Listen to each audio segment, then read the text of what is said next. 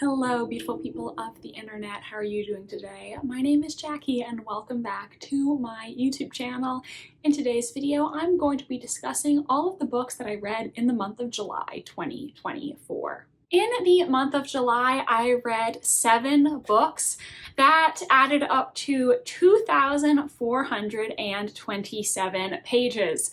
As for my average star rating, it was a 3.83. I believe that I rated every book 4-star except for one book that I did not rate for reasons I will explain, and one book that I gave a 3-star. So let's get into all of the books. Now, the first book that I read is the one that I did not rate. I read Malice Domestic 18, Mystery Most Devious. This is one of the anthologies that Wildside Press comes out with every year to coincide with the Malice Domestic Conference, which is a conference for mystery writers. I did not rate this because my story, Death at Everleigh Abbey, is in it. So obviously I am biased, and I didn't want to rate an anthology that I am actually a part of, but definitely check this story collection out if you love mysteries and crime stories. You can support me, you can support other authors, and the anthology is now up on Goodreads, so if you read it, go give it a rating and a review. It would be greatly appreciated. The next book that I read was The Only One Left by Riley Sager. Obviously, I gave this a 4. I think you can just assume that I gave every book a 4 unless I tell you otherwise. Now, I have read, I think, every Riley Sager book except for his latest one, and I did quite enjoy The Only One Left. This is a mystery thriller with a little bit of a gothic vibe.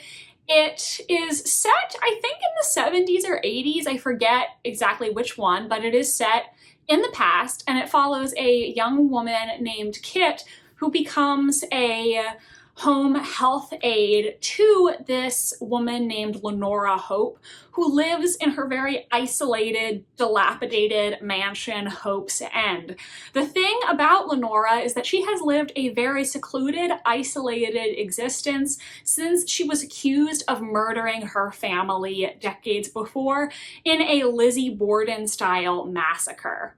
Lenora is now in her 70s and requires around-the-clock care. She cannot speak, and so she starts communicating with Kit via a typewriter. She promises Kit that she's going to tell her the truth about what happened the night the Hope family died, and Kit also starts investigating the disappearance of her predecessor, Lenora's previous nurse. What I really liked about this book is that there actually were twists in it that surprised me. I did predict some of it, but there was one particular reveal that I did not see coming, and in hindsight, I feel like I should have, because Riley Sager used a very clever trick to prey on my assumptions and confuse me, so I feel like I should have seen what he was doing, but I did not. So kudos to Mr. Sager for that. I did think the ending had that trademark Riley Sager strangeness. It was just Riley being Riley. You know, he loves to throw paranormal or unrealistic elements in his books. He has a flair for drama, that man. And so there was a part at the end where I was like, really? This is happening right now? Okay, Riley. And I do think maybe he could have taken 1 or 2 of the twists out, because there were parts of the ending where I felt like it wasn't totally necessary, but I have to give him kudos. I really enjoyed this book. I stayed up late at night to finish reading it, and he did catch me by surprise, so I did like this one. The next book that I read was Murder Your Employer, The McMaster's Guide to Homicide by Rupert Holmes. This book was really different from any other book that I've read before. It follows a group of students at this school called McMaster's, which is meant to teach its students the art of homicide. People can go there to learn how to kill another person. But there are certain rules, such as the person that you're going to kill has to deserve it, they have to be somebody who is beyond redemption, and they have to be somebody that really nobody's life is going to be worse off with them gone. Murder Your Employer follows 3 different students at McMaster's as they get their murderous education, and you're going to see, are they going to end up succeeding in their murderous goals? You are told at the beginning of the book that one of them is going to fail, so which one is it? I really just thought this book was so clever, and it was really just a very unique, fresh concept in this genre, which I did really enjoy. I do have to wonder, is this book technically a mystery? It's classified as one on Goodreads, and it is about murder, but I don't know if it is technically a mystery or not. I really thought a lot about this, because you know from the beginning who these students plan to kill. So it's not like there's a whodunit aspect to it. And there's not really even any big twists exactly, in my opinion. It's not about the whodunit. It's not about a murder mystery. It's more so a how or if they're going to get away with it sort of book. So I've really pondered whether or not I think it meets the criteria for a mystery, and I would like people who have read this to sound off in the comments. Let me know, do you think this book counts as a mystery? Why or why not? What does a book need to have to be classified as a mystery, in your opinion? I enjoyed this book overall. The one thing about it that I didn't really like was the romantic subplot. I swear to God, guys, I really am a hopeless romantic. I know it doesn't seem like that because so many times when I review books, I say, the romance did nothing for me. I think that's just because it's hard for an author to convince me that these two characters have a genuine romantic connection. And I think my problem with this book is we saw so few scenes of the two of them together, so their feelings for each other just felt like they came out of nowhere for me, and I wasn't buying that they actually had feelings for each other because it didn't seem to me like they even knew each other all that well. I swear to God, though, I really do love love. I love a good romance. I love shipping things. I'm just a bit picky when it comes to romance plots in my books. They have to be executed well to make me really believe that the characters should be together. All right, now we're going to talk about the one book that I did end up giving 3 stars, and it was a historical non-fiction book, The Maid and the Queen by Nancy Goldstone. What was the subtitle of this book? The Untold History of Joan of Arc? The Secret History of Joan of Arc. So the premise of this book is it is talking about Joan of Arc, you know, the famous Maid of Orleans who was executed by the English after she dressed like a man to fight alongside the French. And the thesis that Nancy Goldstone is proposing in this book is that Joan of Arc's rise to prominence would not have been possible without the medieval queen Yolanda of Aragon. And really, this book is kind of like the story of Yolanda, I think. It's not really a book about Joan of Arc. It's really about Yolanda, in my opinion, and this author's theory that Yolanda was responsible for Joan becoming the figure that she became. I didn't dislike this book, but it definitely is my least favorite Nancy Goldstone book that I've read so far. I did think learning about Yolanda of Aragon was very interesting, and what I love about Nancy Goldstone's books is how she tells the stories of these women from royal history that you really don't hear about. I think my problem was I was not entirely convinced by her thesis. I don't think it had a lot of evidence, and she kept falling back on the story of Melusine and basically trying to say that so many of Yolanda's actions were based off the story of Melusine, which was important in her family. And I just didn't find that all that convincing. It felt like that was the crux of her argument, but it wasn't really backed up by a lot of evidence. Like, she just kept going back to Melusine, Melusine, Melusine, and I wasn't personally convinced by it.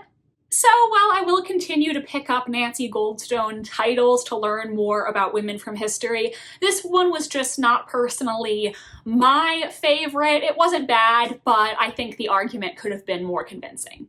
The next book that I read was Stone Blind by Natalie Haynes, which was also a 4-star. This was my second Natalie Haynes book. I previously read 1,000 Ships by her and really loved that one. This is a feminist retelling of the myth of Medusa, though it also prominently follows Athena and Cassiopeia and Andromeda. I really enjoy Greek mythology retellings. I think my problem with them is that I feel like a lot of them are retelling the same myths. Like, God, I wish I had $1 for every book inspired by the Trojan War, you know what I mean? But I do think this one told the story of Medusa in a way that felt fresh, and I like how the other storylines were interwoven with it. This book also has a bit of a humorous tone at points with all of the gods on Olympus and their antics. At times, Athena kind of comes across like a rebellious teenager, which I guess makes sense because in this book we literally see her birth story and how she comes to be a god. So I guess it would make sense for a newly created god to kind of be in a adolescent phase, but it was kind of an interesting and unexpected choice to me because you would think the goddess of wisdom would be a little more wise. I did think the book was well written, though. I do really like Natalie Haynes's writing style. And one thing about this book that I particularly loved is the relationship between Medusa and her 2 sisters. That was really a special part of the book for me, and I think the part that resonated the most. I didn't really like Natalie Haynes's portrayal of Perseus because he has basically no redeeming qualities other than loving his mom, I guess. So I felt like his character was a bit too one-dimensional for my taste, but I don't think it fully fell into the thing that one thing that I've said I dislike about some of these feminist retellings is how they fall into that, like, all the women are good and all of the men are bad territory. I don't think this book had that problem, but I did think that maybe Perseus should have had, like, some redeeming qualities. He really just came across as selfish and an idiot in this book, so I kind of wish maybe he had some more positive attributes just to make him more interesting, but that's really just my only complaint. After that, I read The Alice Network by Kate Quinn, and honestly, I was not expecting to like this. This is a book that's been on my TBR for years, and honestly, I was thinking I'm probably not gonna like it, maybe I'm gonna DNF it, but it actually was quite good. This is a dual timeline historical fiction, and part of the reason I thought I wasn't going to like it is because part of the book is about World War II, and I personally have never really enjoyed a World War II book. It's just not my favorite era in history, though I don't know if this book really is a World War II book. It kind of deals with some of the aftermath of World War II. So maybe that's why I liked it, because it was kind of a World War II book, but not 100% a World War II book. In the 1940s storyline, we're following Charlie, who is an American that has come to Europe. She's pregnant out of wedlock, and so basically, her mother wants to take her to Switzerland to get an abortion secretly to preserve her reputation. But Charlie isn't sure if she wants to have the abortion, and she's also looking to find out what happened to her French cousin, Rose, who disappeared during World War II, and now she has no idea what's happened to Rose. So very early on in the book, she breaks away from her mother and chases down a potential lead about where Rose might be. This lead takes her to a woman named Evelyn, who is an alcoholic former spy. Evelyn reluctantly agrees to help Charlie figure out what happened to Rose, and the two of them go on a journey accompanied by Evelyn's Scottish chauffeur.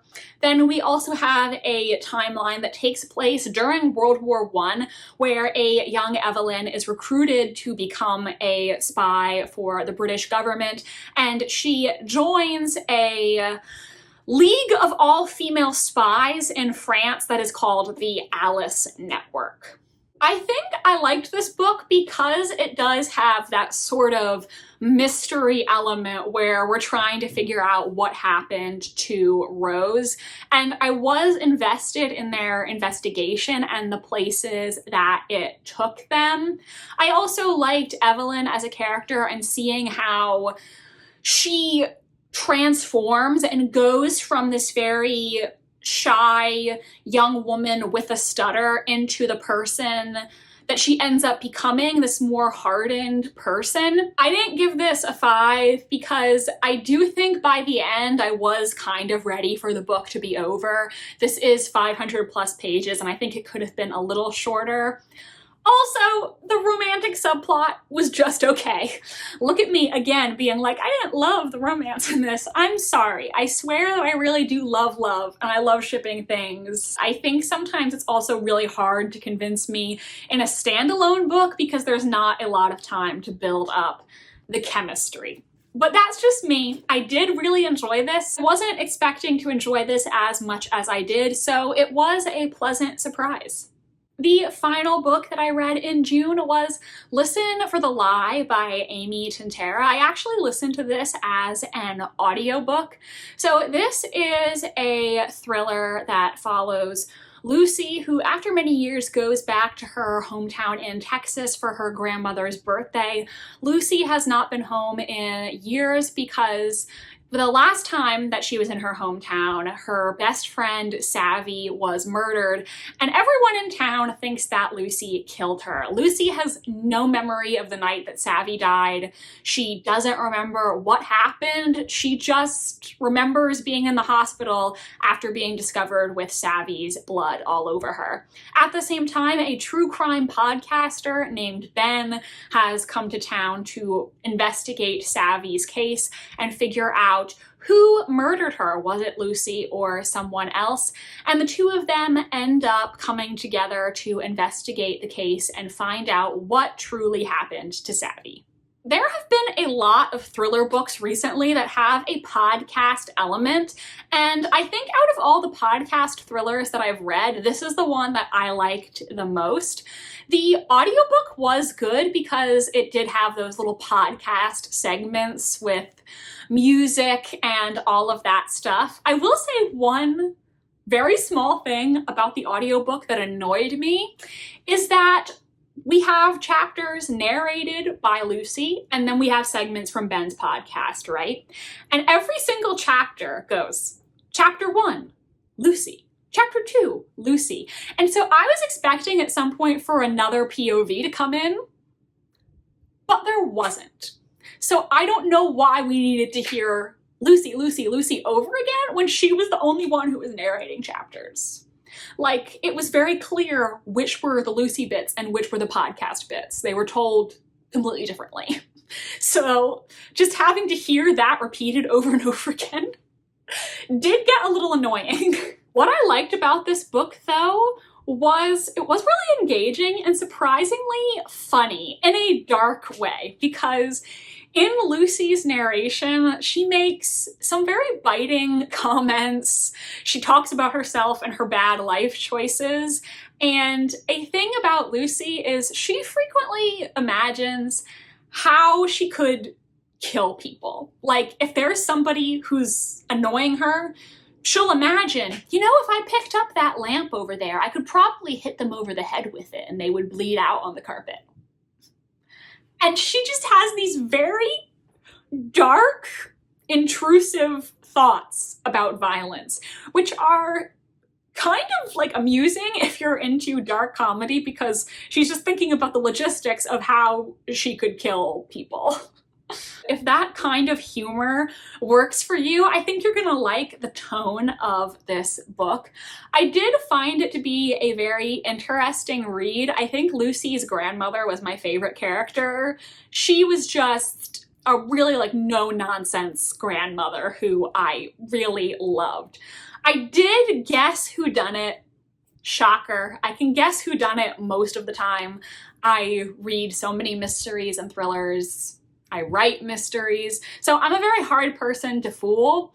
But even though I guessed whodunit, I wasn't mad by the ending. Like, I didn't walk away from it feeling disappointed by any means. I think even though it did hit a lot of those thriller tropes with things like the podcast element, it didn't feel ho-hum or like something that I had read before. I loved the tone. I would definitely check out another book by Amy Tintera if she comes out with more thrillers in the future. So everyone, those are all of the books that I read in the month of July 2024.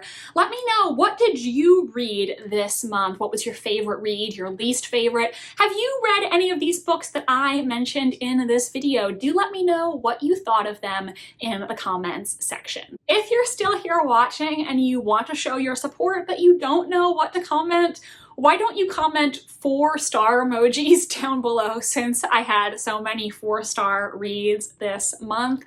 I hope you enjoyed this video, and if you did, please do give it a big thumbs up. That really does help me and my channel. It helps my channel grow and reach more people. My social media links are in the description if you would like to follow me on Tumblr, Instagram, or be my friend on Goodreads. And if you would like to see more from me, please subscribe. I post new videos every Wednesday and Sunday. I think that about covers it for my July wrap-up, and I hope you have an impeccable rest of your day. Bye, and I'll see you in the next video.